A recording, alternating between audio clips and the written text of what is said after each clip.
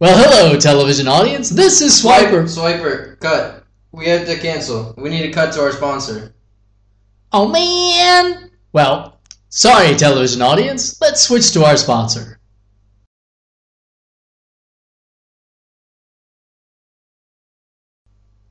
Hi, I'm Mike Valentine, and I'm running for president.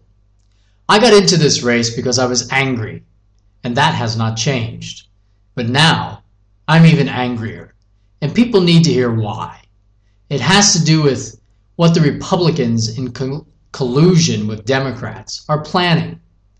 They plan to throw your grandmother under the bus.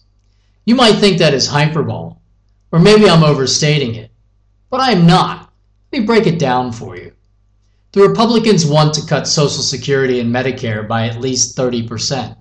That is their plan, and they are doing it so they can give tax cuts to the rich. Do you really want to give a tax cut to the 1% and throw grandma under the bus? That's the bottom line. The Republicans call it entitlements, and they talk about welfare and food stamps. But if you cut 100% of all of that, it only equals about $75 billion. The lowest number the Republicans are proposing is $1 trillion per year in cuts.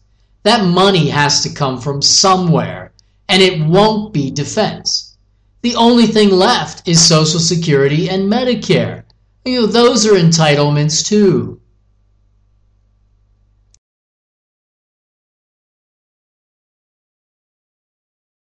Let's look at each candidate, starting with Ron Paul. Ron Paul says he wants to eliminate the income tax. Hey, that sounds pretty good, but he isn't going to raise any taxes to replace it. So now he has a $1 trillion deficit to cut and an additional $1.2 trillion in spending to cut. When asked, Ron Paul says he will close 5 departments, cut foreign aid, and some military spending. Well, sounds great. That totals less than $400 billion, assuming Congress will agree to those cuts. My calculator says we're short about $1.8 trillion, which has to come from Social Security and Medicare. When asked about that, Ron Paul says he will protect seniors that depend on it. How is he going to decide who depends on it when he's getting ready to cut it by 65%? When asked about Medicare, Ron Paul talks about when he gave free service to patients. That is his plan. Cut Social Security by 65% and ask doctors to give free services. Ron Paul may be honest and may have integrity, but he needs to come clean with the American people and say exactly how much he is going to cut Social Security and why he is giving a tax cut to the rich and asking seniors to pay for it.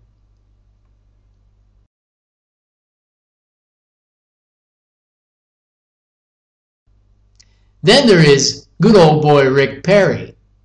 He introduced his 20% flat tax.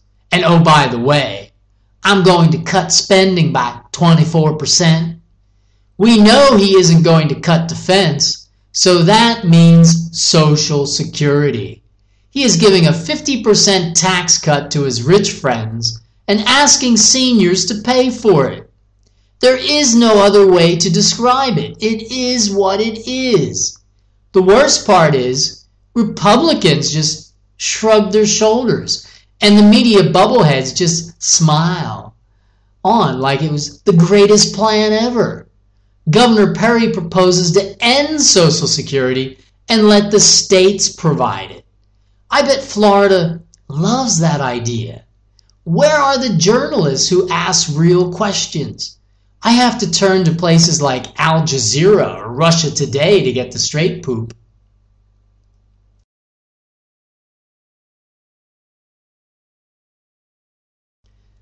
Then there's Herman Cain. He has the 999 plan where he cuts all the taxes. That sounds pretty good, but if the government is 20% of the economy and he is only collecting 9% plus 9%. That means he has to cut the government by 15 to 50%. When you look at his numbers on his website, he completely ignores the current deficit of $1 trillion. So Herman is going to cut the Social Security and Medicare plans by at least 25% too. Those are the facts.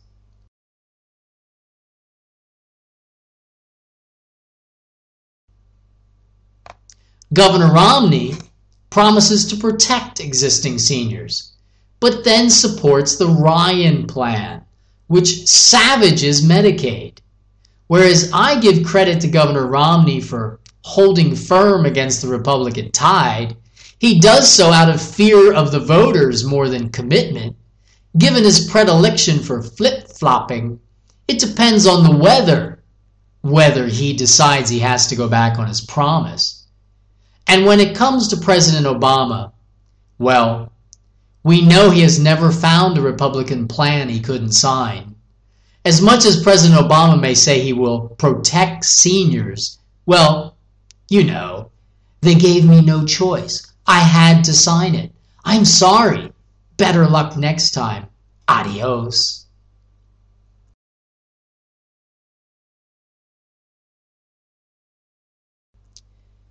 This is the current reality when seniors are punished for the sins of President Bush.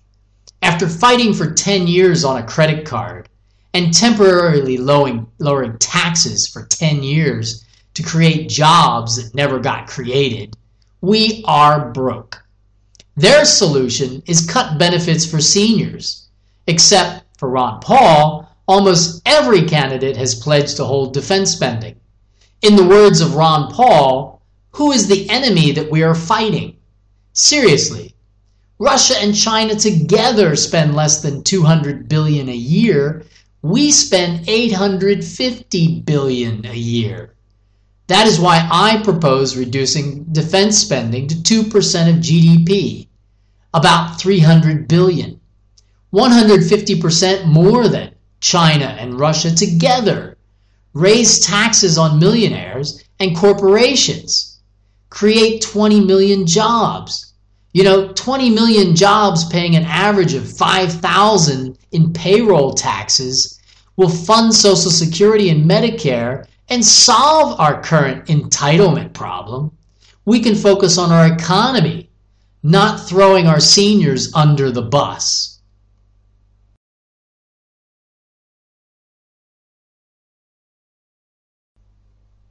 The most common refrain from young people is that seniors decided to live longer, so we should punish them for good health and smart habits by taking their money away? Sure, after 40 years of hard labor, we want a 60-year-old to keep laying block until he's 69. Walmart can only hire so many greeters. This is a crime, and I am reporting it. If we let the Republicans get away with this, we will be the first developed nation to effectively abandon our seniors so that we could give the top 1% a tax cut. Republicans intend on practicing Houdini economics on the Americans. Now you see it, now you don't. Shame on us, shame on the Republicans. Thank you, and God bless America.